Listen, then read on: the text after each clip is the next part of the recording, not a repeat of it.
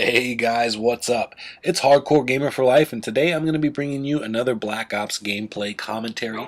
This one's going to be a team deathmatch on the map of Havana. And I'm using my trusty Commando. It's decked out with dual mags and a red dot sight.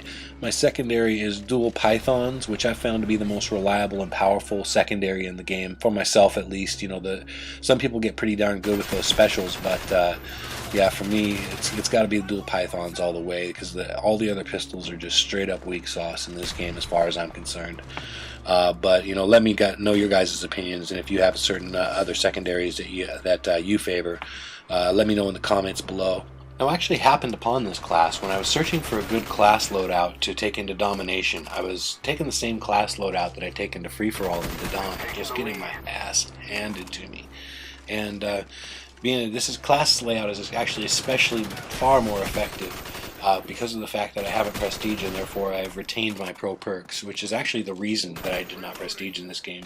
Pro perks are just so much harder to get than in Modern Warfare 2, and I don't want to spend so much of the time without my pro perks when they're such an advantage. I'd honestly think they made pro perks even a bigger advantage in this game than they did in Modern Warfare 2. And you know, when you're playing in Domination with all the napalm strikes, grenades, C4, RC cars, claymores, flashes, stuns, airstrikes flying around, you can just start to feel helpless, like you're just going to die over and over and over again, and there's nothing you can do about it. And this class setup eliminates 95% of those kind of deaths. It's amazing, whether in ground war or or even just a regular team deathmatch. There's just so much more flak flying around than, say, a match of free-for-all, that this class setup just becomes invaluable to me. So for the benefit of those of you that might be new to the game, or the ones that are prestiging on a real regular basis and might not know right off the top of your head what all the pro perks do, I'm going to go over these pro perks just to let you guys know and understand why I feel this perk selection is so powerful and complementary. So for starters, let's talk about Flak Jacket Pro. Now, as most of us already know, what Flak Jacket does in its non-pro form is makes it so you take less damage from explosives, and this in and of itself makes it a phenomenal perk and very useful. However, this perk really comes into its own once you pro it out. Now it will allow you to throw back enemy frag grenades safely by resetting the timer to 5 seconds when you pick it up. But, in addition to that, it also deflects fire damage. Now, how much fire damage, you ask? Let me put it this way. I've never died from flame while using Flak Jacket Pro. I've walked right through enemy napalm strikes with just a couple tiny hit markers that didn't even turn my screen red.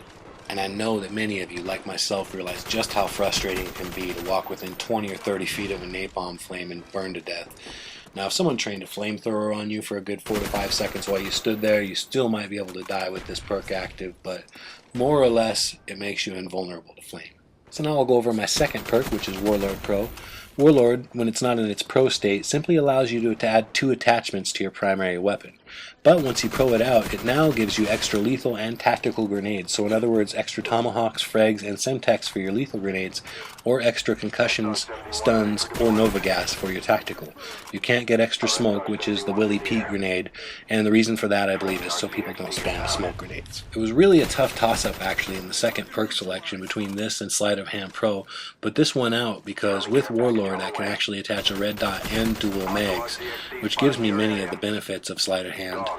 And in addition to that, Warlord Pro is just such a great complementary perk to Tactical Mask Pro that that really won me over in this case. Now for my third and final perk, I'm using Tactical Mask Pro.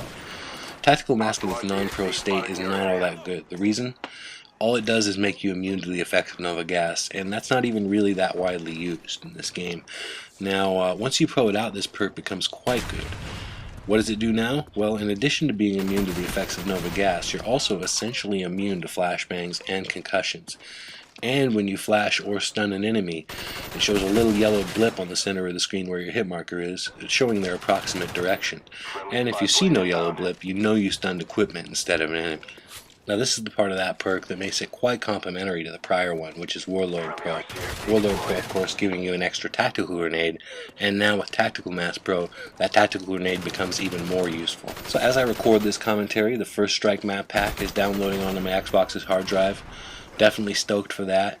And as soon as that downloads, I'm going to hop on to Xbox Live, join up with a couple friends, and we're going to hop into a private match on those maps, because I don't really like to go into new maps in a public match the first time. I like to feel things out, kind of check out the routes, check out the hiding spots, kind of get a little bit more of the lay of the land. Obviously, even with a couple good sessions, you're not going to know everything about the map, but it'll definitely give you more of a fighting chance, in my opinion, and I just don't like to go into things unprepared. So by the time you guys view this video, the map pack will have already been out for the better part of the day. And for those of you that are viewing this video and have already hopped on the map pack, have already given it a shot, why don't you go ahead and give me your feedback and let me know what you think, and I'll go ahead and reply, and make sure and reply in the comment section and let you know my opinions and what I think of the map pack as well. I'm definitely pretty excited about it, about the new features, different things with the interactivity like the zip line and the destructible bridges. And not only that, but the map design itself looks quite solid just from what I've seen on Xbox Live. Obviously, you're not going to know completely until you get under there and pop the hood, as it were. But I'm pretty stoked to give these maps a shot. And like I said, feel free to leave your comments, let me know what you guys think. Now, those of you who've been with me for some time know that I'm always down for a good challenge, so if you have any gun requests, if you have any challenges you'd like to see me fulfill on this channel, feel free to leave me a comment in the section below, or simply send me a message on YouTube. I'll give all requests careful consideration, and if I decide to do yours, I will send you a message letting you know. So guys, this video is quickly winding to a close, and I'm pretty anxious to hop on Xbox Live and start exploring the First Strike map pack, so I'm just going to wrap this video up.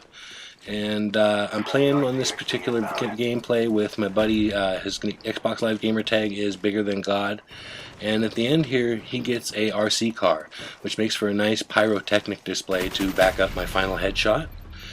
And that's the game. So guys, as always, this has been Hardcore Gamer for Life. Thank you so much for viewing. Please rate, comment, subscribe if you like what you see.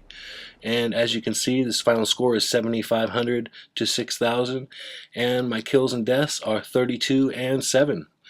Thanks for viewing, guys. Have a great one, and peace out.